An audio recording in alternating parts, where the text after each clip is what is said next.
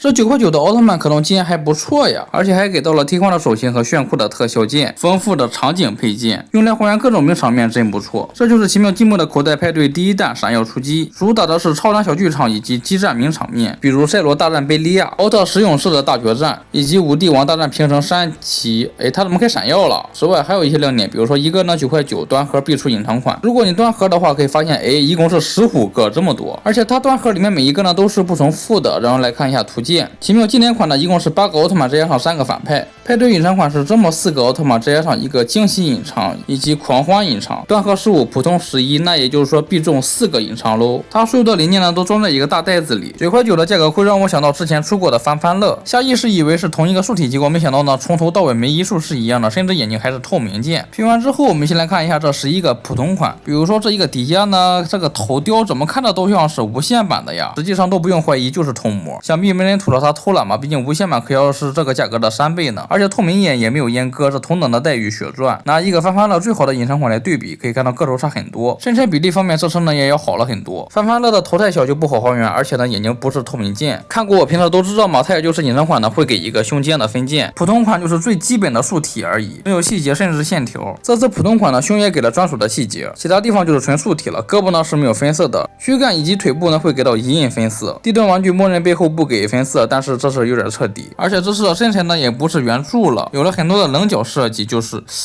这线条很明显和无限版的是一样的，基本上没啥区别，也就是胯部确实是更顺眼了一些。既然竖体风格向无限版靠近的话，那竖体的可动也会不错喽。可以看到头雕呢是球形关节连接的，所以说可以抬头低头转动，胳膊平整90度，上面有一个大张位，大风车没问题，胳膊的屈度幅度是120度，手腕是球形关节连接的，胸部可以上大一大截正向可动幅度，腿部侧踢90，前踢90，后踢45度，屈膝的幅度100度，脚腕也是球形关节连接的。这样一看，除了没有大臂、大腿以及胯部的平转，胳膊肘、膝盖是单段关节之外，其他地方已经和无限版很接近了。而且它虽然只要9.9块呢，但是所有的奥特曼呢都是给你替换手型了，而且也会额外至少给你一个配件，比如说底下的是一个火拳，直接卡上就可以。其他普通款的话，这个戴拿和底下的配件呢是一样的，主体方面也一样，无限的头，新贵的胸部，没分色的胳膊，其他地方的分色都在正面。盖叶的话也是那2对手型，但是特效件呢就不一样了。可以看到它的配件是给了一个光线，而且造型呢比无限版的还要好。至于底下为什么有一个底座呢？我猜测是因为这玩意快感主体大了嘛，所以说它肯定是撑不住的，就给你一个底座支撑住，还有一个凹槽可以卡住脚，这样的话效果出类拔萃。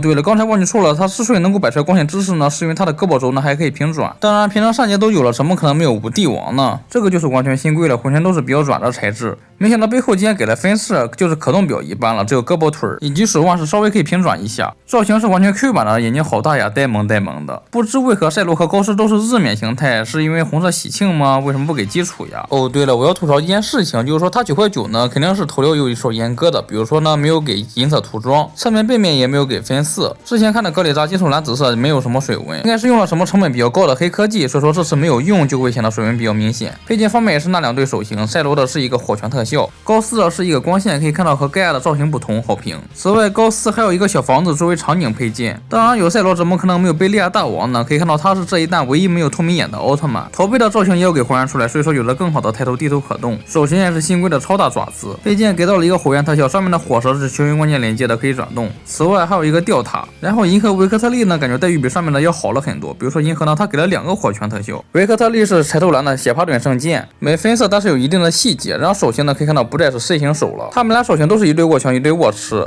不对，银河他没有武器啊，他给这个手干嘛？此外维克特利还有一个小房子，一个破碎的大楼，而银河的是一个吊塔，一个中型号的楼，一个小房子，一个破碎的大楼。对，没错，银河足足有着6个配件，他们2个的合体形态呢，这一弹里面竟然是普通款，无限版的是大隐藏，我们开出来也买不起，所以这也是第一次看他的头雕。侧面脑门上呢都有隐隐分色，好评。脸侧的棱角没有涂装，看着不是很明显，头顶像猫猫嘴一样的缺口有点难绷。他的手型是这么2对，他的配件光线呢也是和其他角色的不一样，好评。这样的话一共是开出来了奥特十勇士里面的8个，不对，你谁呀？一共是7个奥特曼角色，找了那3个叫什么什么斯的，没有他们仨不知道能不能打过这个剧场版 BOSS 呢？让他们一个胳膊的话应该可以吧？就是说大家需要注意一下，他的胳膊肘关节呢是需要拼装的，其他的奥特曼都是不用的。我打了金刚之满级使劲给他掰断了，拼的时候就不要太用力，我只能等补件了。这一款真不错，可以看到除了胳膊肘和胯部和奥特曼脱模之外，其他地方呢都是完全新规的，脚和手部的细节呢也都有还原出来，上半身也有做出来不对称的细节，背后的细节也没有偷懒。它的配件给到了2个一模一样的特效，上面面插了一个魂儿。底座上面有3个位置可以安装，但是只给了你2个魂儿。而派对隐藏款呢，比起普通版就是改成了彩透的，身上的分色是实色的一印。普通版的配件本来就很丰富，这样一对比呢，好像没有什么优势呀。难道是脸给了银色涂装吗？不对，普通版也是银色涂装，好吗？其他普通款都是橙色，而它呢是涂装，这对吗？他们2个的手型是一样的，其他配件呢有一个大楼，一个个头很大的 V 字形特效键，后面有4个光线状的细节。我一共开出来了3个派对隐藏，可以看到一个是强力迪迦，一个是未来高斯，这2个形态倒是没有和普通款重复。可以看到这次迪迦的头雕呢是给到了银色的涂装，效果又好了很多。和复刻比呢，手型是一样的，但是配件呢多了一个闪电的特效。而未来和日面比起来呢，他们2个从头到胸这些新规的零件呢都是完全不同的。放一起对比的显得他的脸好方正呀，